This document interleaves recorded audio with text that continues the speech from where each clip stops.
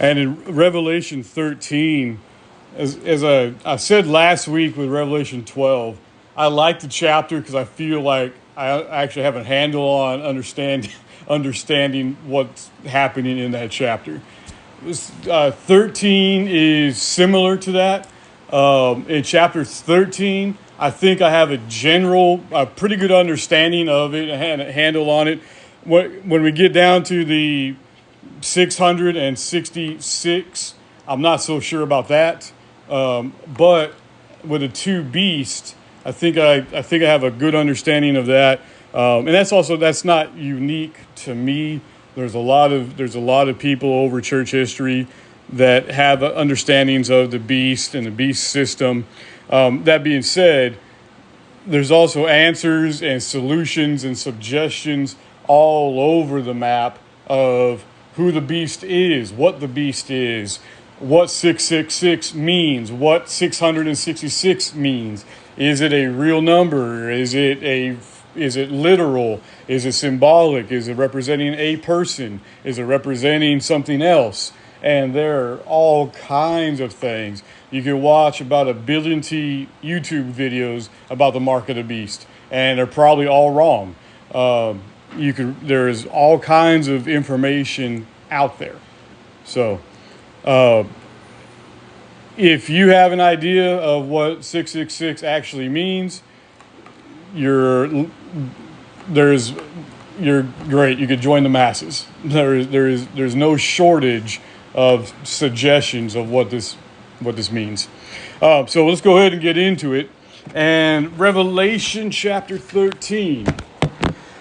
So he's continuing on. If you remember from last week, one of the main figures, characters that we saw, and we spent a lot of time talking about. You guys tell me who was the main one of the main figures or characters we talked about last week. The two main characters were Christ and Antichrist. Yeah. Or maybe the Antichrist and the church. Okay. Christ, Antichrist. Let's see. I'm going to get a little technical, and I say that's not necessarily wrong. However, the word Antichrist is actually not used in the book of Revelation. It may surprise, it may come as a shock, but the word the title Antichrist is not used in the book of Revelation. There was a kind of a animal-like person or figure that we saw last week. Who is that? Or what was that? There's woman, child, and the dragon. Dragon. Yep. That was kind of the big. We spent a lot of time talking about the dragon. Who is the dragon, or what does the dragon represent?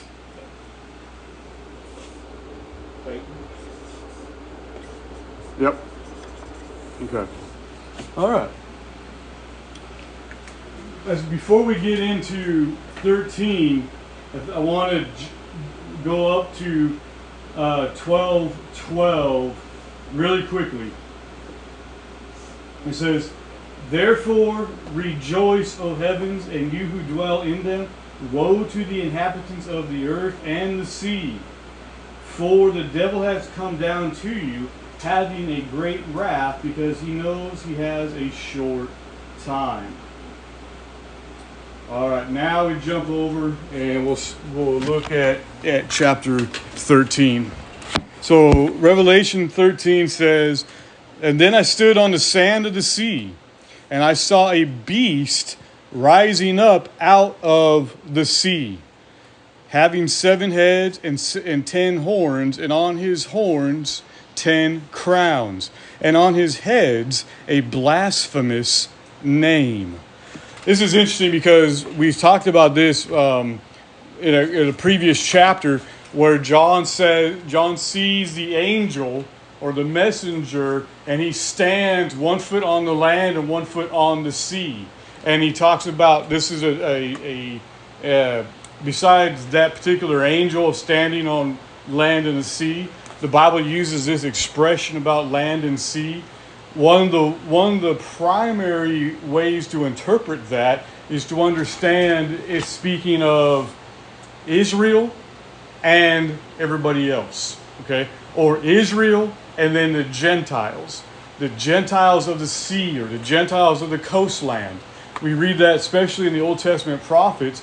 Isaiah uses that expression quite a bit. And the idea where these people, they're not on the mainland, they're not in the promised land, they're not in Canaan, they're not in Judah, they're not in Israel, but they're from away, they're from out.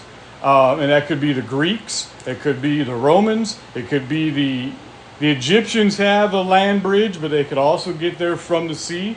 You could have the Ethiopians perhaps, but it's better, they would actually go land as well. Libya has been around for thousands of years, and they often came by sea. And in fact, because it's a little bit of pop quiz, what city were they first called Christians?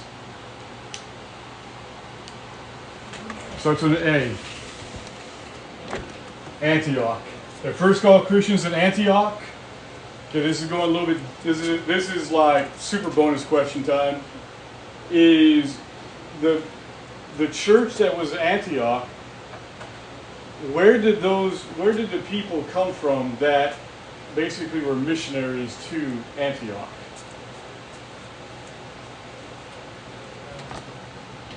It came essentially from Libya. They came from Cyrene, from Cyrene, and they actually came from Africa, and they go over up into Antioch, and they start preaching the gospel, and they plant a church. And this is why the prophets, or excuse me, the apostles actually send Barnabas up there and say, hey, go check this out, because we didn't plant this church, and there's Christians up there. We don't know anything about them.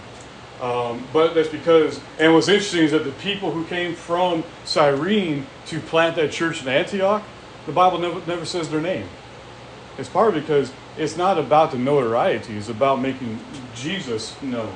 And it's not about having our name up on the sign of that church. It's about having the King of Kings be worshipped as the King, as the Savior in his rightful place. So anyways, you have people that travel or they're about, and so the idea is that it's not just centralized, it's not just one place, it is worldwide. Yes, sir? Was it Simon that took the body of Jesus? Was it Yes. Yep, there was as we read in the Gospels that Jesus is carrying his cross. That's what the Romans made the prisoners. They made them carry their own execution equipment, and so Jesus drops the cross, and so the man who's from Cyrene actually is there, and he picks up and he actually carries it. So there's possibly that guy maybe goes back and then goes back because he believes in Jesus. As a bit of speculation and maybe kind of connecting the dots, but there was activity from Cyrene in the scriptures, so that's pretty neat. All right, Gentiles. That's usually what the sea is referring to, aka not Hebrews. All right, you have now John is standing on the sea. He's standing on the sand of the sea. In other words, he's standing on the beach. And then he saw a beast rising up out of the sea. And this particular beast has 7 heads and 10 horns. All right. Now, I don't think that this is actually literal.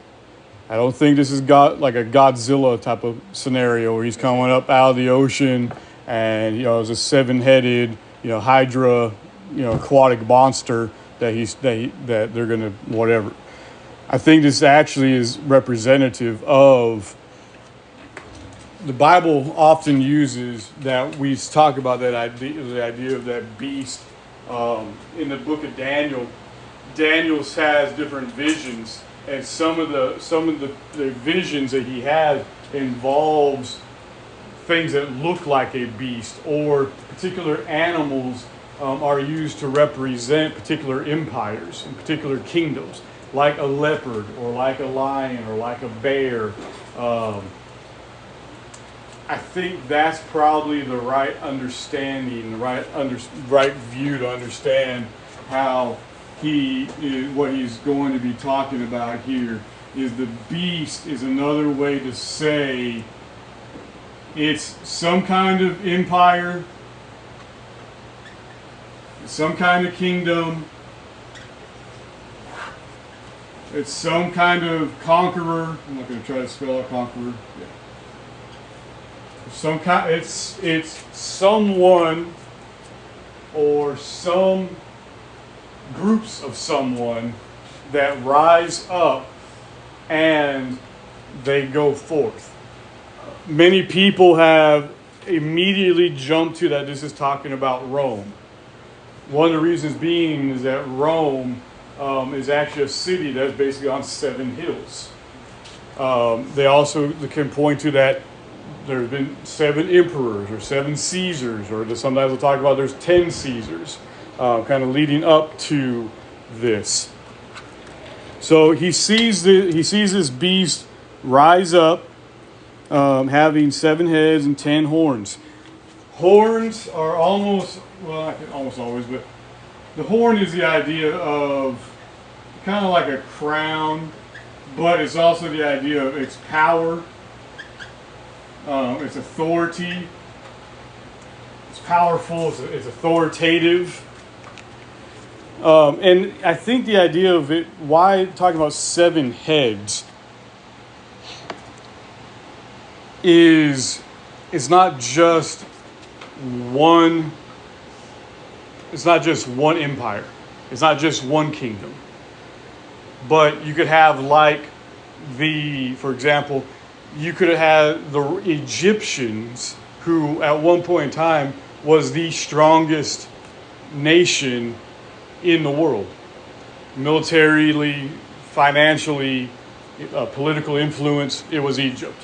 You also had the Medes and the Persians. You had the Babylonians. You had the Chaldeans. You had the Greeks. You had the Romans. And so I think what this is showing is this overall view where you have this 7-headed, or it's a multifaceted thing that keeps on coming, and even if you think it's been defeated, there's still more, or there's going to be successive renditions of it.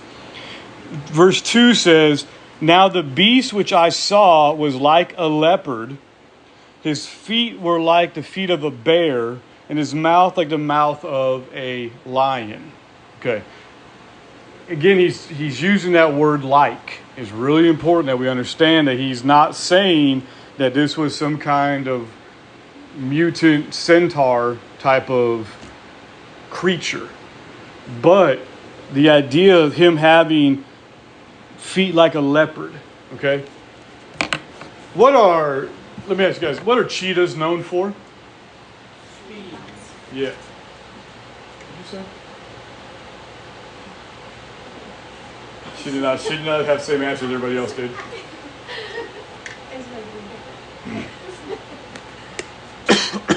All right.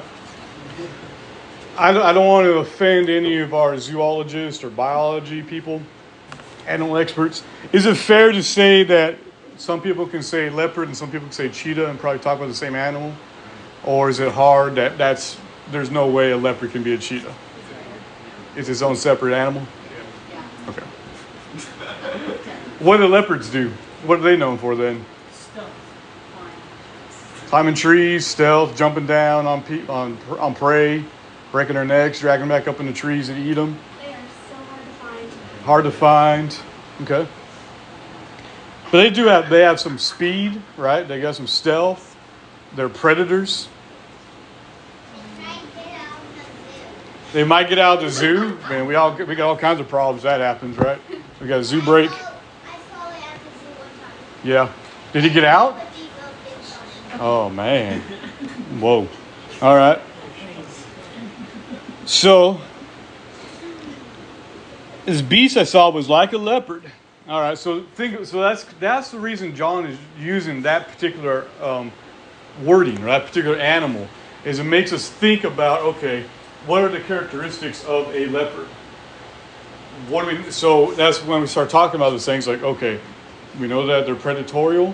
We know that they also are in competition with other predators. That's why they're up in trees. That's why they have basically adapted to that style of the attacking, so that way they don't have to share their kill with the pride of lions, right?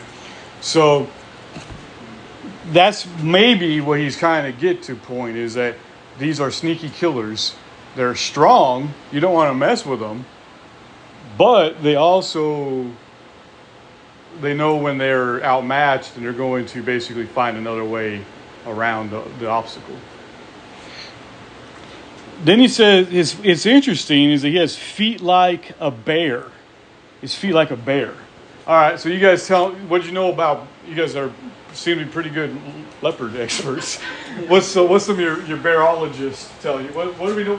What would be significant about a bear's feet or a bear's paws? Well, I've seen cocaine bear, it's violent. We're all know. We have not seen that movie. Big? Yeah, they're big. They got claws. They shred. They can shred and rip. I've seen. I think they can sneak up on people pretty good too. Yeah, and bears are fast. Actually, believe it or not, they run. They can swim. They're powerful. I've read different magazine articles and like hunting articles, wilderness articles, and whatnot, where they actually have bullets. They found bullets in the hands or the paws of bears because the bullets were not traveling fast enough, or when the bear would go to swat at them, essentially, and they're strong enough.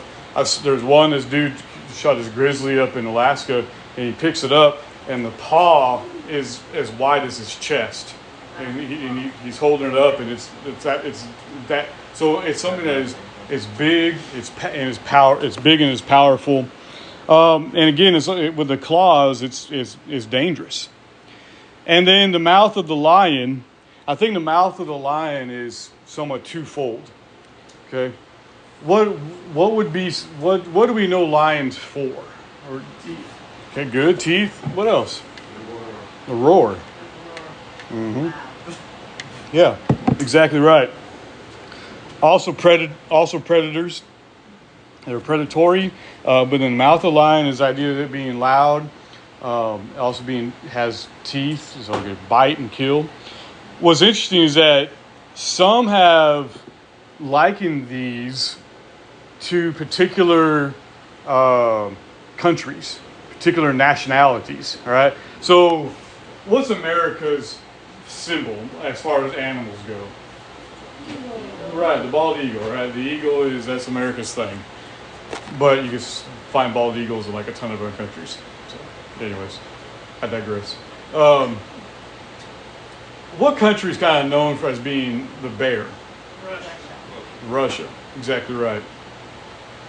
What about, do you guys know of a country that's kind of represented by the lion? England. England is represented by a lion. You can see it on their coat of arms. You can see it on different things. You see it like you see old paintings and this things where they got 3 lions on there. You got Richard the Lion-Hearted, which is kind of different, but yeah, you got the idea of the English lion. What language are we speaking right now?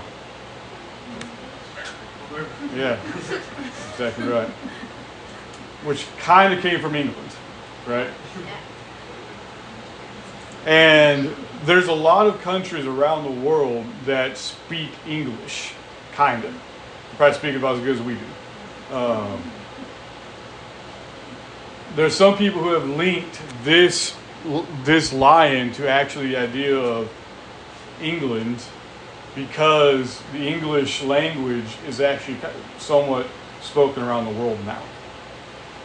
That's kind of interesting. All right, now don't get me wrong or don't get me confused here. I'm not saying that's exactly what those things mean. I'm not saying that what John saw was Russia and England and then whatever country's a leopard, Wakanda or whatever it is, whatever country's there. But he's describing characteristics of the beast. All right. Then he goes on it's still in verse 2. It seems like it should be a new verse, but it's in the middle of verse 2. And the dragon gave him his power. This is why this idea of this beast, in essence, is a man. For example, when you think of the Greek Empire, sometimes we get focused on Alexander the Great. Alexander's dad was Philip of Macedon. He's actually one of the reasons why you have in your Bibles actually the church, the letter to the Philippians, as named for the name of the city of Philippi. Philippi was actually named for Philip of Macedon. You have Caesarea Philippi.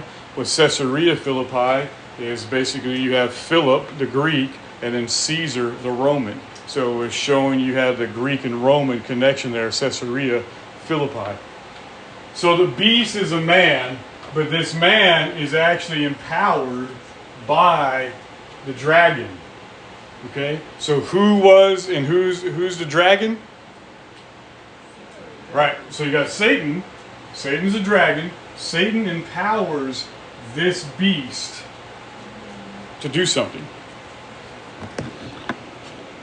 So the dragon gave him his power, his throne, and great authority.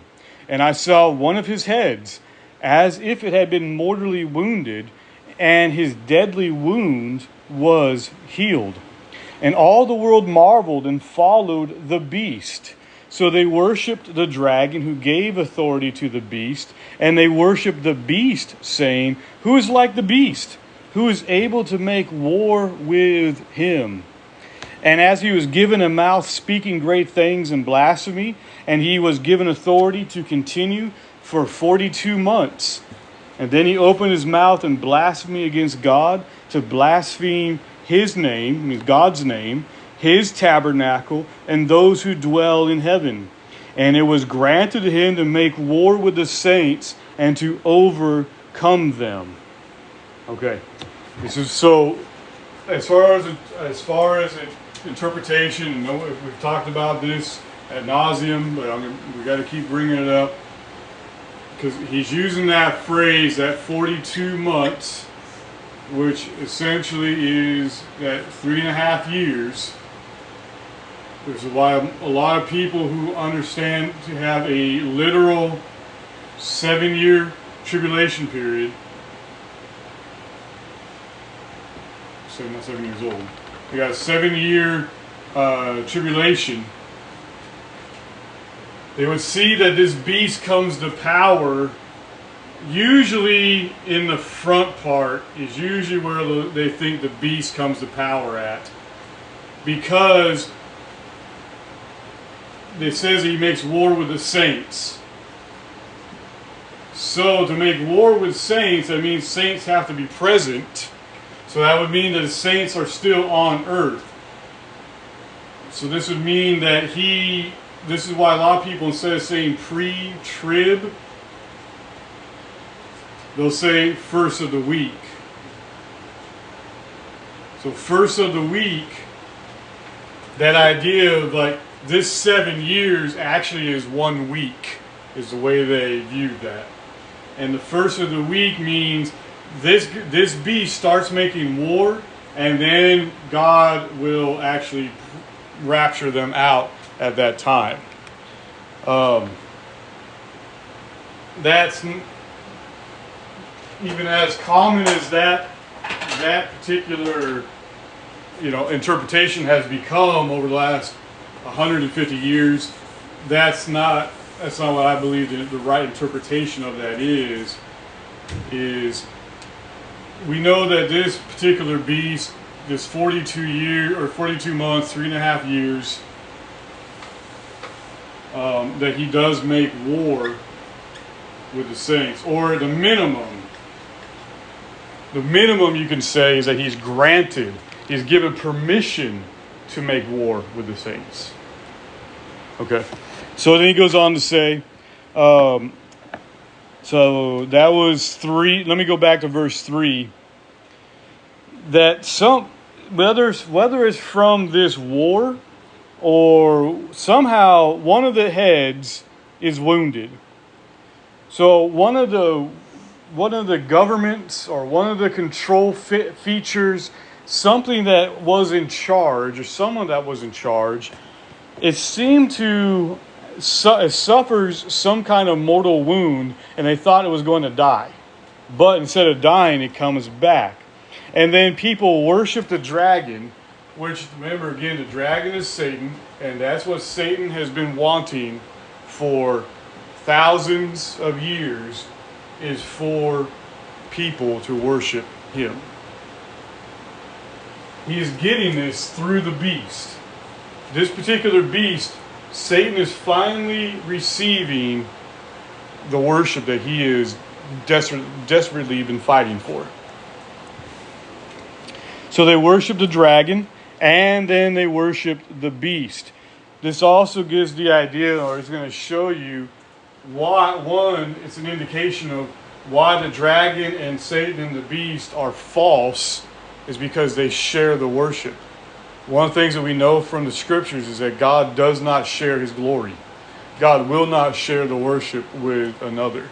It's him and him alone, and God is jealous for the worship. Satan, it would seem, he's happy to get any kind of attention, and he's so happy, in fact, to get it, he's willing to share it, versus where God commands that only he is to be worshipped.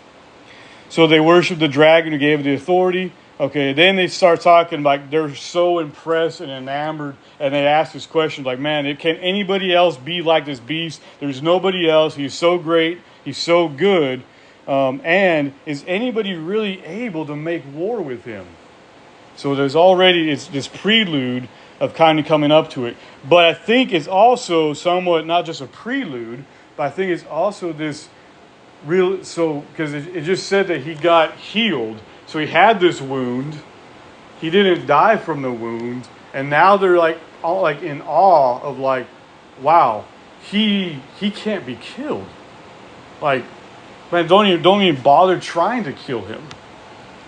Now verse 5 says, and he was given a mouth speaking these great things and blasphemies, and he blasphemes God. And God allows it. God allows it for these 42 months. Okay. Now verse 7. Verse 7, and it was granted to him to make war with the saints and to overcome them. And authority was given him over every tribe, tongue, and nation. All who dwell on the earth will worship him, whose names have not been written in the Lamb book of life of the Lamb slain from the foundation of the world.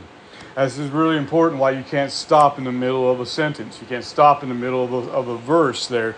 Is because if it says, if we just say all those who dwell on the earth are going to worship the beast, that's not what the Bible says. That's not the point it's making there. It says all will worship him whose names are not. So that means that the saints aren't going to worship him. The saints are who's written in the Lamb's book of life. The people who have been saved by Jesus Christ and who are alive at this time of the beast making war with them, they will not worship. In fact, that's why they're going to be killed, is they're going to be killed because they won't worship the beast. But they are written in the book of life of the Lamb. I think that's actually a really great thing to write down here. It's really important. Not just for the book of Revelation, but in theology in general. The book of life. Who owns the book of life? It says of the Lamb. Who's the Lamb? Jesus. Hebrews chapter 12 tells us that Jesus is the author and finisher of our faith. Jesus is the author and finisher of our faith. We are looking unto Jesus, the author and finisher of our faith, who for the joy set before him despised the shame, endured the cross, and so that he may rescue and may save a people unto himself. Okay? From the foundation. This is, again, outside the book of Revelation. This is kind of more just a general question, theology question. What does it mean? What does it mean that this last phrase here, slain from the foundation of the earth? What does that mean? When was, so the Lamb is Jesus. When was Jesus slain? When was Jesus killed? About 2,000 years ago. About 2,000 years ago, right? So we know he went to the cross and he died about AD 33. Okay? So what does it mean he is slain before the foundation of the world? Yeah. I guess I was just going to say, but that's been the plan from the beginning. Oh, whose plan? Well, the Trinity. I mean, the whole Trinity. When they, created the earth, Jesus was there, and the whole plan was already set forth before it all happened. That's exactly right. Yeah, go ahead. It was so.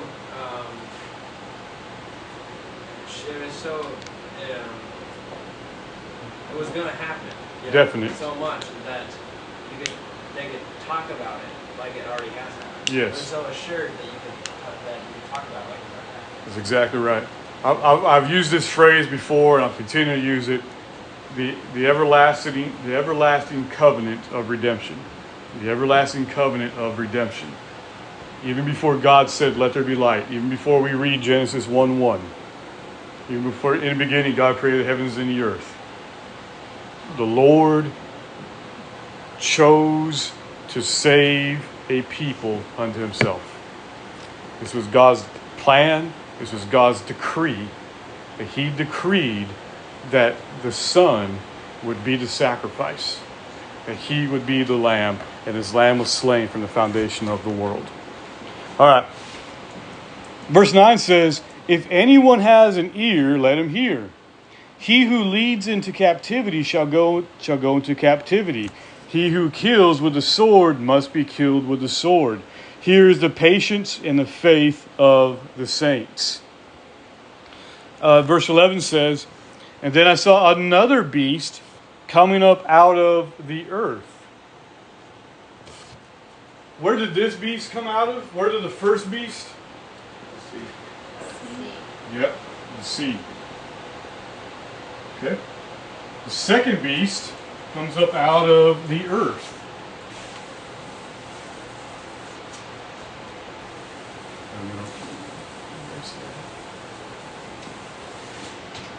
Okay, so that's the first beast. He's out of the sea. And then you have the second beast.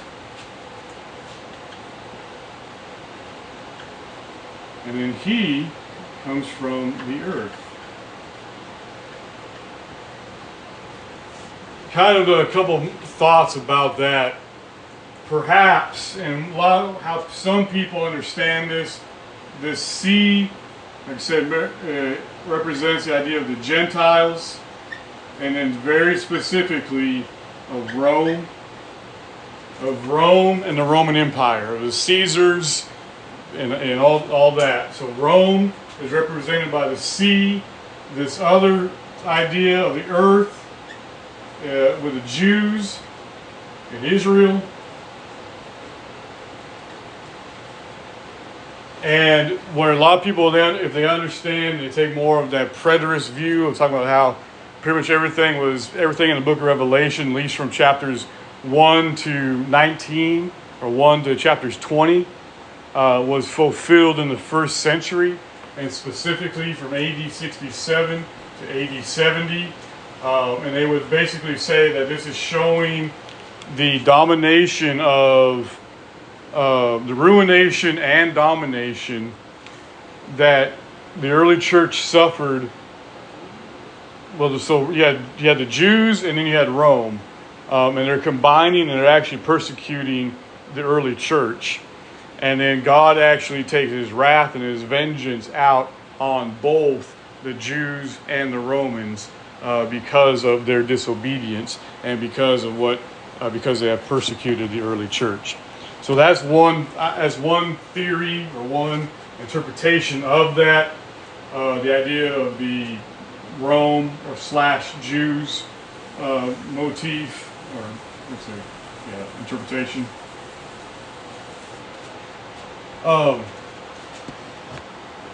What's another way? What's one? Why? Let me ask you guys this: why would it be? What's the significance of that? You got the first one comes up out of the sea, and then the second one comes up out of the earth. There's no hiding. There's no hiding. It's worldwide. It doesn't matter where you're at. It's going to be all encompassing. Okay, good. And another idea or something to add? Yeah, I think that's probably a good idea. That's probably right. I think also one of the things that the sea represents too is there's always a little bit of the unknown. There's always a little bit of the discovery aspect of it. It's something kind of new. It's just over the horizon, and then it comes up to the shoreline. It's got to find a harbor. It's got to find a place to be able to dock. Where versus land it could be something that's land is stationary. It's not going anywhere. So it could also I think that understanding of it is the established and the new are actually going to end up to combine. It could be another idea behind that as well. But I think the primary is this sense of, this is going to be a worldwide thing where you can't hide from it. Some have also then tried to make this more of a literal in sense of also this military speaking. You have a very strong naval force. You have a very strong naval presence where they could basically get on the seas, get in their boats, get in their vessels, and they could chug anywhere around the world they want to, and they could bring this. And then you have a very strong land force. You got a strong army that's land-based, and they are going to be able to dominate either from the sea with their navy, or they're going to dominate with the army, with the soldiers. So 11 says, "Then I saw another beast come up out of the earth, and he had 2 horns like a lamb, and spoke like a dragon." Let me read that again. I kind of chopped it. But I want you guys to pay attention to verse 11, and then I want you to tell me if you guys have it worded any differently. So verse 11 says, "And then I saw another beast coming up out of the earth."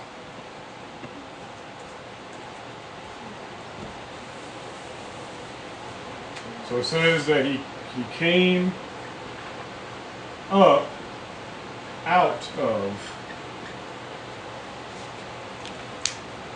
Does anyone have any worded differently? Is it verbs or I don't know if it's verbs or what?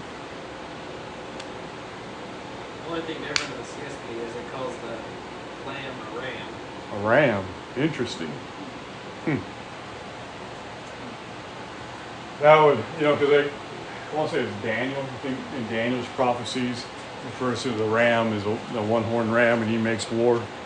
That's interesting. The reason I'm kind of stalling on that, kind of thinking about that. What's that kind of make you think of as somebody coming up out of the ground or the earth?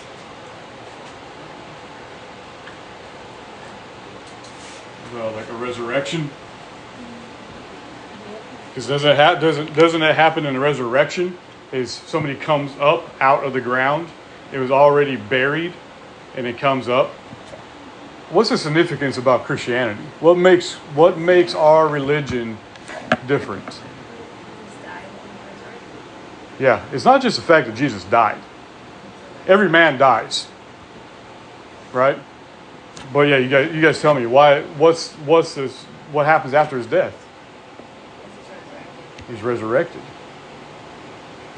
Satan the deceiver, Satan as empowering this beast.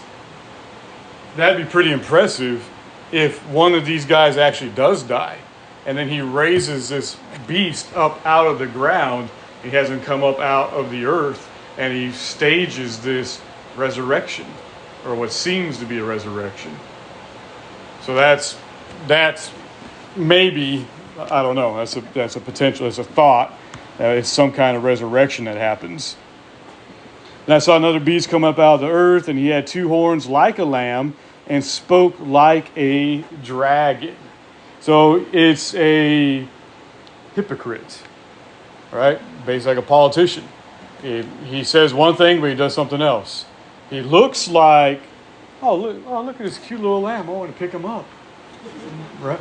But he then speaks like a dragon. I might be wrong, but nowhere that I know of is that a good thing. It's not a good thing to be spoken of as a dragon, especially in this very same context where the dragon is Satan.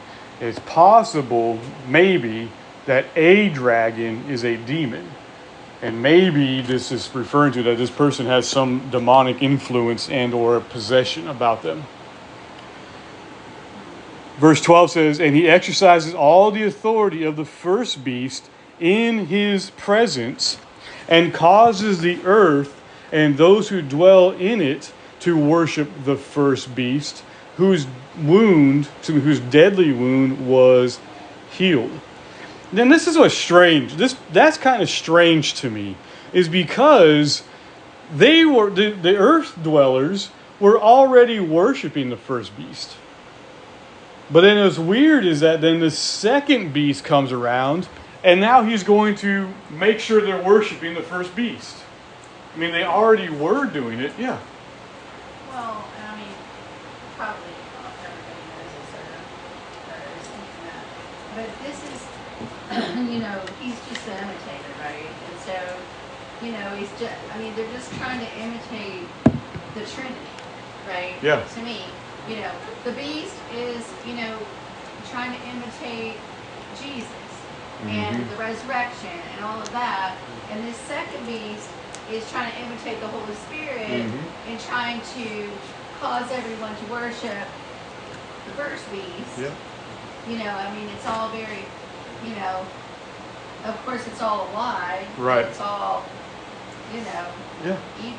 But I think you're great. That's a great thing. It's like we worship God because the Holy Spirit has been working in us, has been leading us to that, has been conforming us to the image of the Son. The Son worships. We are to be like the Son, so we are to worship. And Michelle, I think is exactly right here, where everything that this is doing is intentional, because they're trying to represent themselves like God, but they are a cheap imitation of it. Yeah, Dan, you got something? Well, and if you take what you were saying before about deceiving Gentiles, birthing the Jews, if he has the appearance as a lamb, he looks like a messianic figure, but he's speaking a false gospel of the of dragon. I mean, you can see a lot of that, even like we were talking about earlier to me, about false gospels. So, God loves you just the way you are. You don't need to change at all. We're all just saying. Right. And cause people to worship the beast, not only politically, but religiously too. You think about, we haven't seen this as much in our country, although it has happened, and it does happen.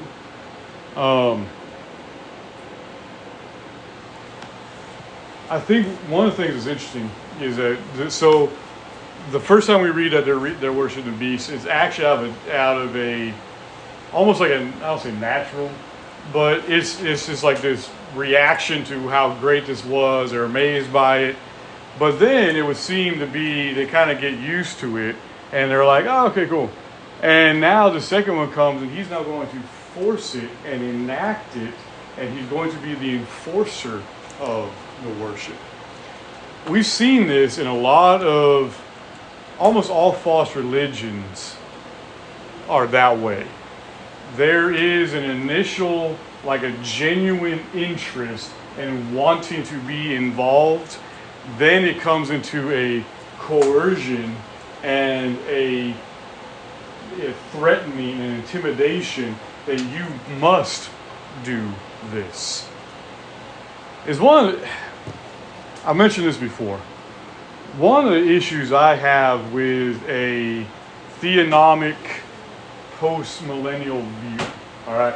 On one hand, I would say I'm a theonomist in the sense where I want God's law to be the law of the land, okay? Because if God's law is not the law, whose law is going to be the law of the land? Now, I am not a traditional theonomist, how the theonomist works or understands it, is, okay, now, how do we start enforcing that?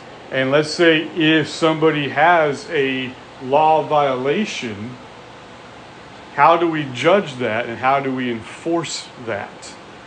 And whether it's within Christendom, including Catholicism and Eastern Orthodoxy, or whether it's in the weird offshoot groups like Mormonism, whenever they have tried to implement the law of God, the punishment side is always bad. It's always gone bad. Always, always, always gone wrong. And it's interesting, it's like that, the same thing's going to happen here. They are going to intimidate people and coerce people and force them to worship the beast, even if they don't have a genuine heart to. If they don't want to, they'll be forced to. All right, now, verse 13 says, he performs great signs so that he even makes fire come down from heaven on the earth in the sight of men. And he deceives those who dwell on the earth by those signs which he was granted to do in the sight of the beast, telling those who dwell on the earth to make an image to the beast who was wounded by the sword and lived. All right. Another pop quiz question. What's the second commandment?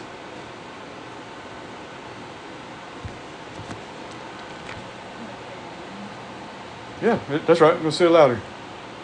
No graven image. You have no graven image. You're not going to make yourself an idol.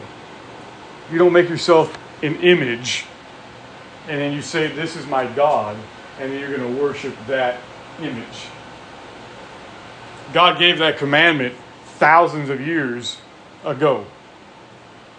And here's exactly what these people are going to do, is they're going to make a image that represents the beast, and now they're going to worship this beast. Verse 15 says, he was granted power to give breath to the image of the beast, that the image of the beast should both speak and cause as many as would not worship the image of the beast to be killed. It says, he causes all, both small and great, so rich and poor, free and slave, to receive a mark on their right hand or on their foreheads, and sometimes some versions say in their hand or in their forehead, and some say on the hand, on the forehead, and that no one may buy or sell except one who has the mark or the name of the beast or the number of his name. I'm going to pause. I'm going to pause there for a minute.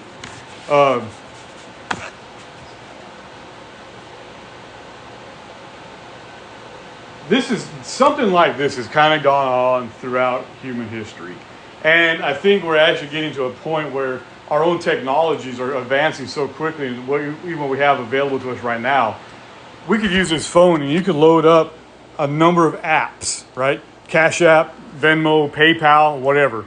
You can also then load your cards, your credit cards, your debit cards onto this phone. You do Apple Pay, and you can just boom right there. Then this is like, well, that's kind of inconvenient. So I got a watch. I can just put a watch right there, right? And I can do that with a watch. Well, a watch, I mean, that's kind of inconvenient.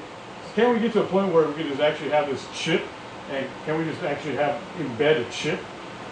And that stuff that sounds like science fiction, and it sounds like crazy town stuff, even 50 years ago, is not crazy town stuff. It's actually reality. It's actually happening. This was already at least 15 years ago, if not later, or if not later than that. When I was in the military, they gave us a common access card, and it was your ID card. And in that ID card, it has a chip, and that chip you have to use that that's how you log into your computer. You got to take your ID card out, and you plug in your card to the chip, and that's what activates you to actually be able to get into your login. They have that. They use the same thing. That chip can be used to take. Not attendance, but not inventory. The words, I'm kind of missing the word. The words not coming around right now. But they can basically take an accounting of everybody who's there or not there, because you plugged your chip into the machine, and it reads that you were there or not there. There's a couple years ago, I saw an article of a company up in one of the northern states. I think it might have been Minnesota. I might be wrong on that. But they went keyless on their doors, and their keyless now though is digital, and the digital is hooked up because they actually embedded a transmitter inside their hand. They put it literally right here. They put it right there in that web between your thumb and your forefinger. And they embedded that transmitting chip, and so when you go to, all you got to do is basically put your hand in front of the door, kind of like when you take your debit card out now, or your credit card out, and you can tap to pay. It's the same idea that you can tap your hand on the door, and then that's what transmits and opens the door. That's stuff where, again, 100 years ago, 1,000 years ago, that kind of stuff was like, they didn't understand it. That would just been sorcery. Now, I think there's a fine line between sorcery and technology. I'm not really sure how that works, but it works, and they're using it, and it's going to continue to be used. We've seen this.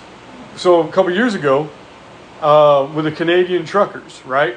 And the Canadian truckers go on this rally / boycott, and then people were actually sending money to support them. What happened to those people that gave donations? What happened to those people? You guys remember the story? They shut down the donors' bank accounts. They froze those bank accounts. It was political. All it was a political stunt. But they locked down their bank accounts. They could not buy or sell because they did not have access to their funds. During the COVID-19 nonsense and during the pandemic nonsense, and they were telling people, you've got to get the vaccine, get the vaccine, get the vaccine. And you notice the transition from vaccine to jab. You got to get the jab, get the jab, get the jab. And if you didn't, there was threatened to be consequences. Some people end up getting fired or were threatened to be fired. And that was enough. That was enough for a lot of people. They basically floated the idea that if you don't do this, we may have to take action. All right, cool. Go ahead and let's see what your action is. There's a lot of people who did not. They're like, oh, well, okay, I was just kidding. Go ahead and go and give me the jab. There's a lot of people. Now, I'm not being anti-vaccine. I'm not being anti that. What I am saying is the coercion, the intimidation, the threats was wrong. But you can also see, we had friends, it happened to friends, happened to family members, how quickly they caved to the pressure from the government.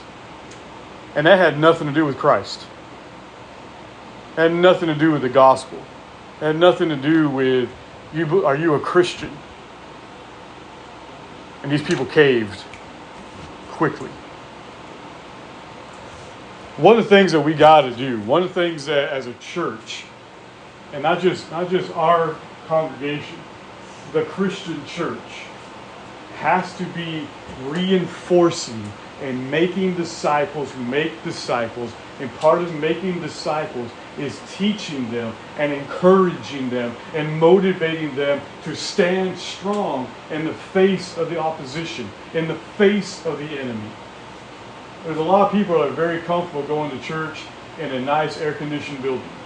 And as long as it doesn't go overtime, as long as we're out by 12 o'clock, man, I'm happy to be here. But now let's say you got people who are screaming insults at you and are yelling at you. They're calling you a fool, an idiot, a moron. You're stupid because you believe in Jesus. And because you believe in Jesus, you're the problem with our society. And that's what this picture of the beast is showing, is what it's going to look like towards the end, how it's going to be. All right. Verse 18 is, here is wisdom.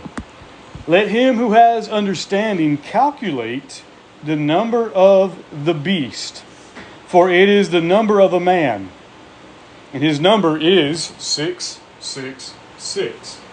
All right, now there's ways to say that or express that.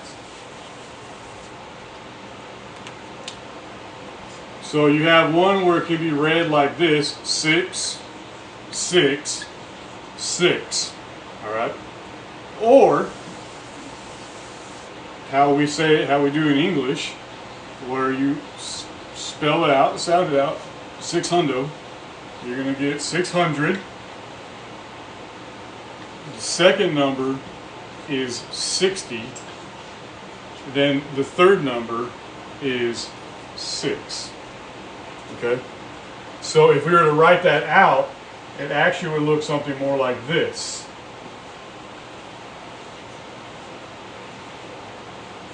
The idea behind that being is that there's a designation. There's a threefold designation. There's 600, and then there's 60, and there's 6. But as what my Bible has it written, it literally just has the word, as letters written out, numbers written out, as this looks like that, 666. So it can be read as either 666, or it can be read as 666. The understanding of that, especially in the 1900s and the early 2000s, 20th century, 21st century, man, there's all kinds of understandings of what that is and what it isn't. There's the very common idea that got popularized in the 20th century was this idea of, so you got Joe Blow, beast worshiper here, NPC, and he's just going around, and he's going to have this. He's going to have some tattoo with literally 666 over his forehead. Or, it kind of looks like Charlie Brown hair, but Or he could be, he's going here, he's rocking out, and he's got his, and down here on his hand, he's got another tattoo, Thug Life 666 on his hand. That's a really common understanding of what that means. Is there's actually a physical mark. Back in the day, when barcodes came out, and you had all these thick lines, thin lines, and blah, blah, blah. And all that meant something to the reader. And you had a barcode. People were absolutely convinced that was the mark of the beast. That's what's going to happen. It's interesting that back in the day, one of the companies I worked for, they were running commercials. And they wanted to try to show how they were more personal. They knew you by name. Like, we are a person, we're going to give you personal attention, and you're not just a number. And in that commercial, they literally had people with a barcode stapled to their forehead, and then when they came up to the counter, the lady grabbed their ears and put their face down onto the scanner and was scanning the barcode. And she says, like, I hate when it does the scan, so she keeps like rubbing the dude's face like over the scanner. And that's trying to the big companies, you're just another number. But like I said, I don't normally go into the whole Left Behind, genre. I don't buy into that stuff. But I was like, whoa, that's way too. That's pretty close. That's pretty much like not good. That's probably not a good idea. But we've talked about this concept though earlier. There's a few chapters back.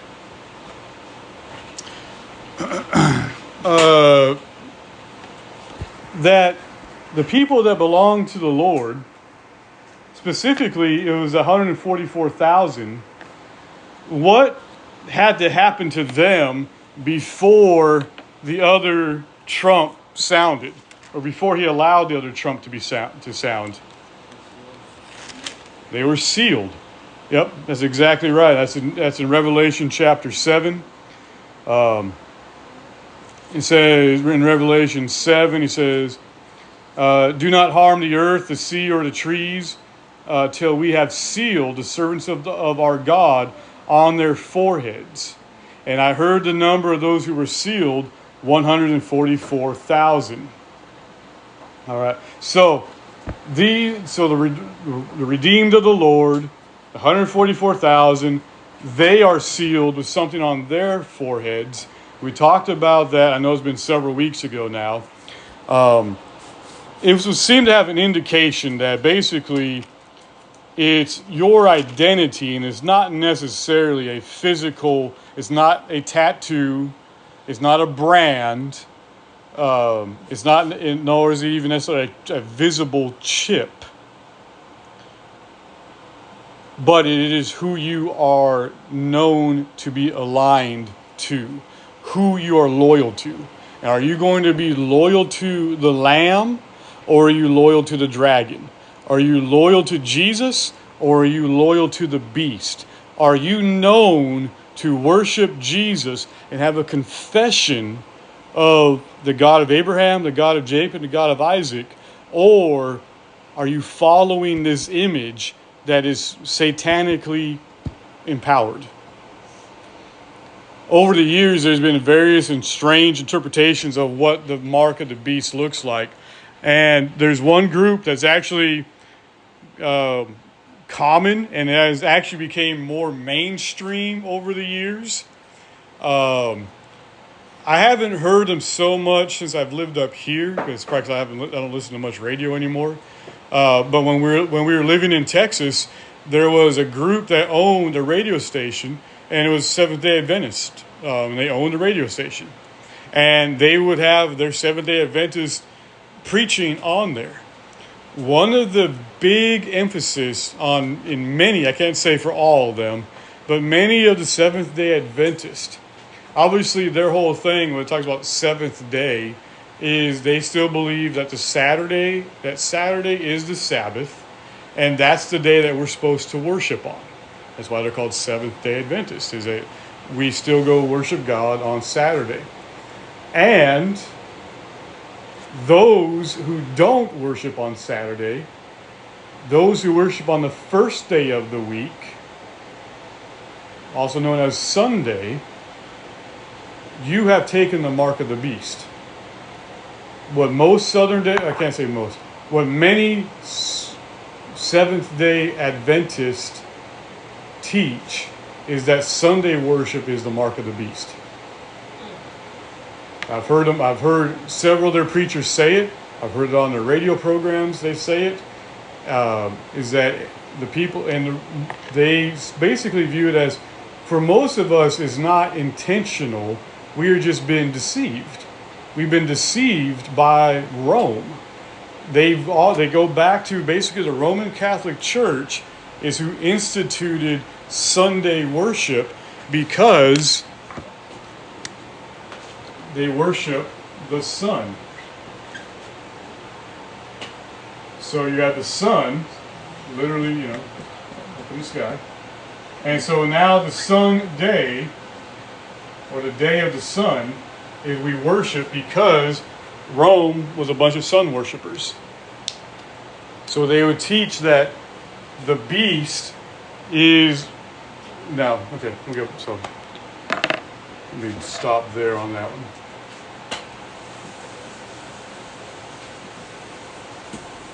And I'm getting long, so I need to start to wrap this up.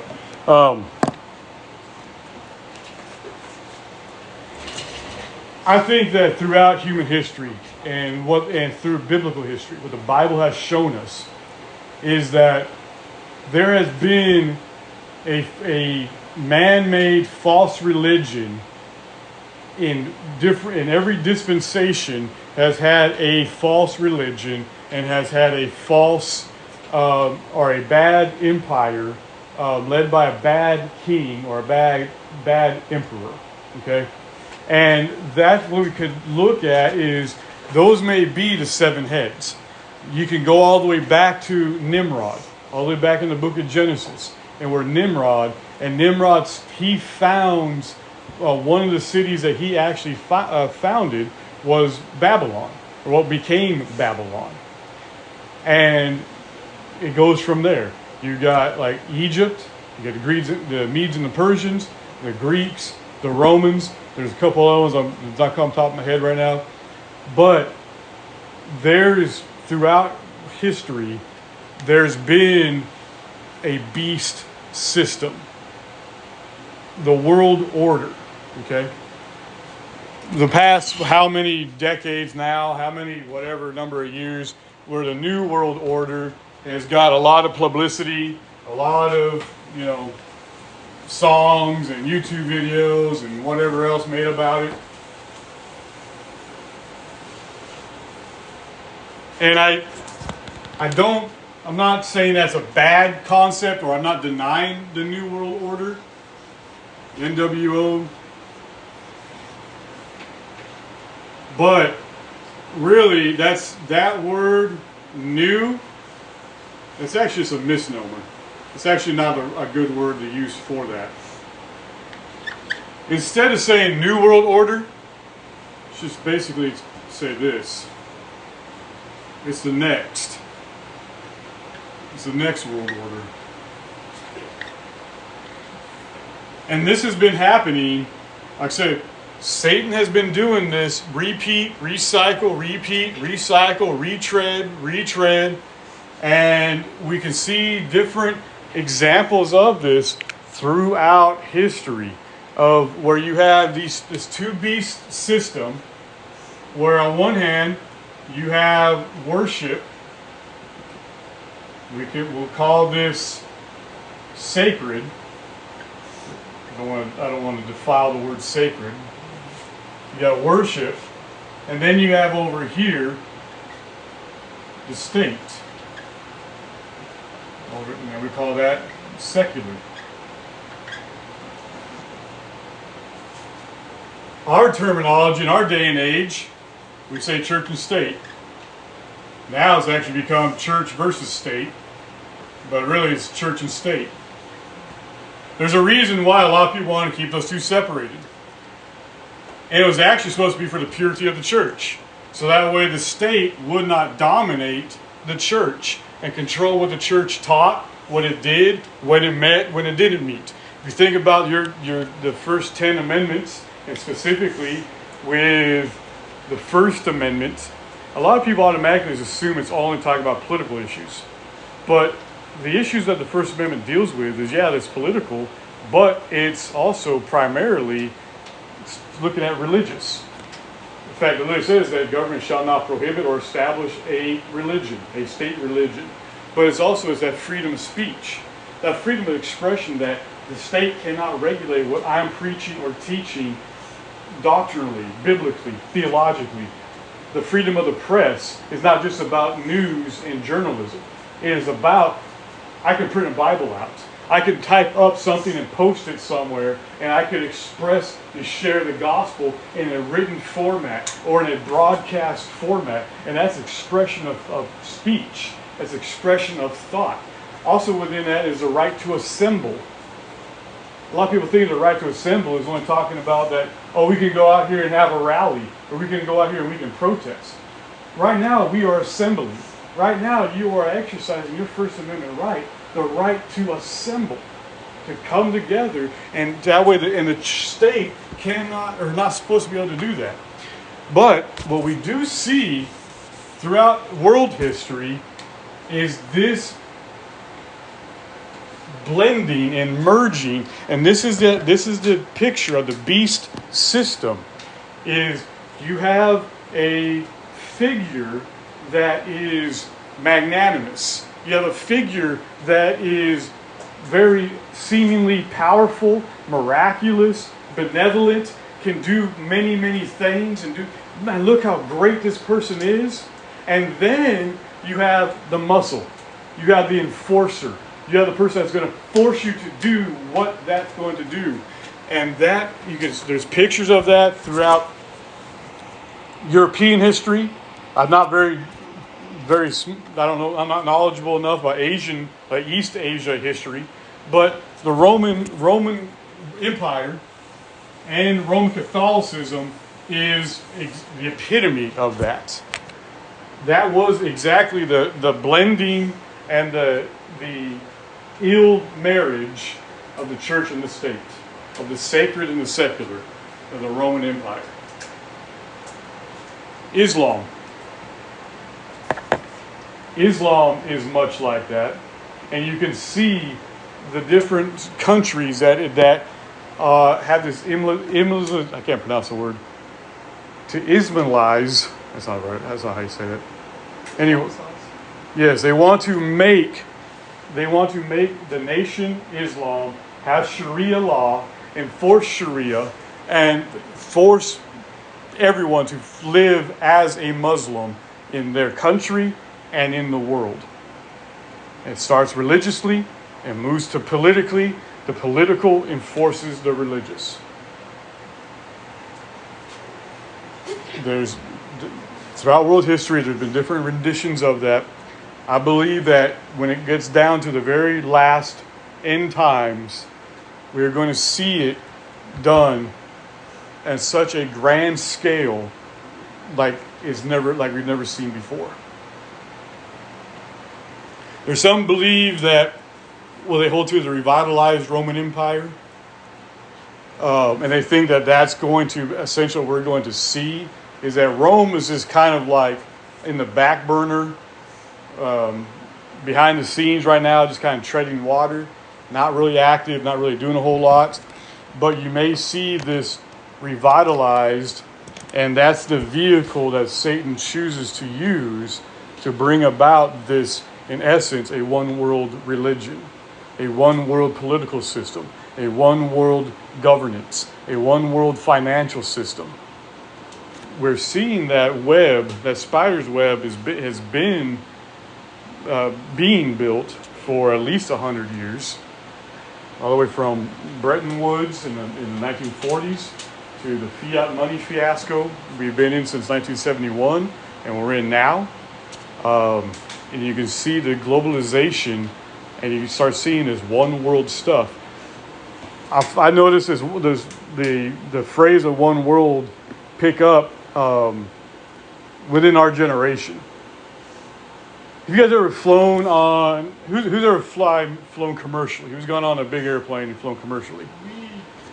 What's some of the airlines you guys have flown on before? Some of the carriers? American, United, Delta, Southwest. You know that American Airlines is a part of an alliance? You know what that alliance is called? One World. You think it's by accident? They're One World Alliance. Okay? So, my point is that as Christians, we don't ignore the beast. I'm not mocking 666. I do think that maybe some people have taken it to the extreme of being kind of silly and thinking it's going to be a literal tattoo of 666 on your forehead. But I think it's more the identification of, are you a Christian or are you not? And it may indeed be some kind of physical label. We've seen throughout history where they would label Jews, right? They made the Jews wear the Star of David or a yellow star or something along that line. And they made them a physical marker, and then they started to eliminate and to exterminate them. There's been other genocide around in different groups in different continents, and oftentimes they would mark their enemies, physically mark their enemies. So I'm not saying it can't be physical. I think it's more your lifestyle and your allegiance and your loyalties and the choices you make based off your convictions. That's what the mark is. All right. Any questions or any thoughts or any ideas about what about the beast or about the 666? I got one more Bible reference to look at before we close, but I want to open up to you guys first. Who is the one that wounds the beast? That's a great question. I don't know. Because it does say the sword, as we read there, it says that the sword gave him the wound, but then we don't know what that was. It's also something where they're so deceptive that he could have been self-inflicted. He could have wounded himself and made him look like, man, I've overcome this this massive attack, but it was all staged. But we don't know. I don't think the text. At least I'll say I don't know what's there. That's a great question. Yeah. The only thought I had, it may not be a physical, tattoo or something like that, but I do think that those who take the mark, it's not going to be like they were just naive and just didn't. I think It's not going to be by accident. No. Yeah. I really believe that it's going to be an intentional. Yeah. It's going to be a choice. It's going to be, there's no excuse. Mm-hmm. You know what I mean? Mm-hmm. I think you're right. I think you're exactly right. They're going to know. But at the same time, on one hand, we know it is subtle, but it also gets to a point where it goes past the subtleness, and it does then get to coercion, and it gets to like, you're going to do this or else. And they're going to, I think you're right. They're going to willfully, intentionally take it because they want to eat, because they're hungry. So, you guys, one last, I know we're going long, but look at if you would take your Bibles and turn to 1 Kings. So 1 Kings and then chapter 10. 1 Kings chapter 10. As you turn to 1 Kings, the book of Revelation, of course, we've looked at. It's full of numbers. Sometimes these numbers seem to be literal and need to be understood literally and physically, like it is what it is.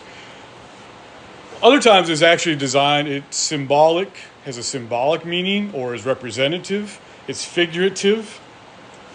And that could be true. That could also be true for that 666. Sometimes this may be the idea of 6 may represent man. Man was created on the 6th day. Okay. Versus, and it's also the idea of being incomplete. Versus where 7, different line, 7 is the idea of completion. Completion or totality. And this idea where God is represented as 7. We also know this idea of the sevenfold spirit. It kind of goes along and it matches with that idea of you have this unholy trinity, or you have this false trinity mimicking the true God, mimicking Father, Son, and Holy Spirit, but they can't quite get to being sevenfold, and they only can reach the sixfold understanding. So it leaves them with it as incomplete. And so there's different ways you can say that this is it. There's some who goes the idea of you could give numeration or give a numerical value to letters. It's very common. You could say, even in our own language, you could say A equals 1, B equals 2, and so on. So you get all the way down to Z, and then you get down to, Z would be 26. There is, when in the rest in Revelation 13, John says calculate the number because it's the number of the man, or number of a man. And there's people who have taken that and say, okay, you could basically use the Hebrew letters or the Greek letters or even the Latin numbers. Hebrew numbers, Greek numbers, Latin numbers, vice versa, the Hebrew letters. The Hebrew letter equals this number. The Greek letter equals this number. And he's saying it's a code, or it's a way to write out somebody's name without writing out somebody's name. So, I'm trying to, I may have the shortest name. Okay. So with me, I could do something like this. So if we continue on this idea, E is 5, and I'm too lazy to count to N. So let's go 2, 5, and then let's say it ends 14. We could change that to say that the number of the man, his name is the number, and that number is 2,514. Well, then you use that to say, okay, 2,414, that his name is Ben. So instead of writing Ben, you just write down that, which obviously my name's shorter than what that is, so it doesn't work out very well.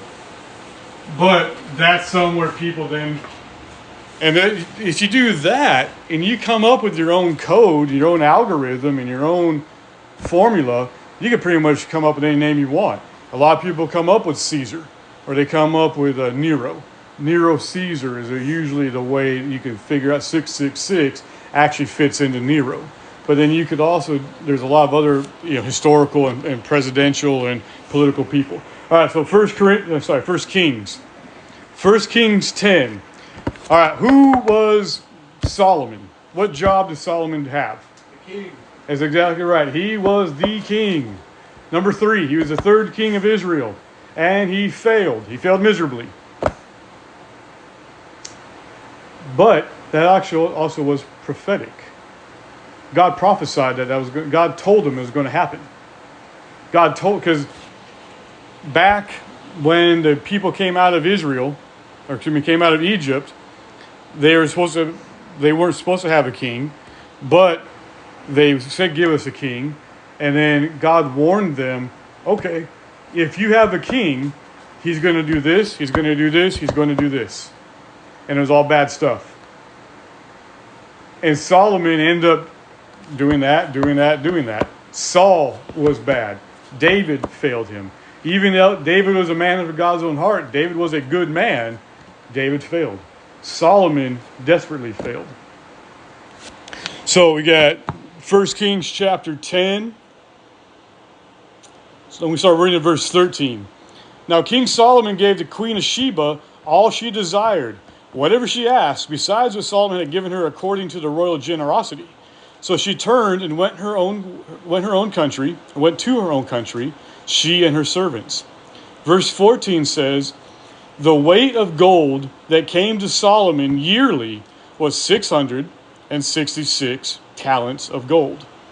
Besides that, from traveling merchants, from the income of traders, from all the kings of Arabia, and from all the governors of the country.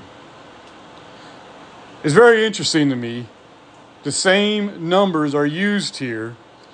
666 of the king becoming corrupt.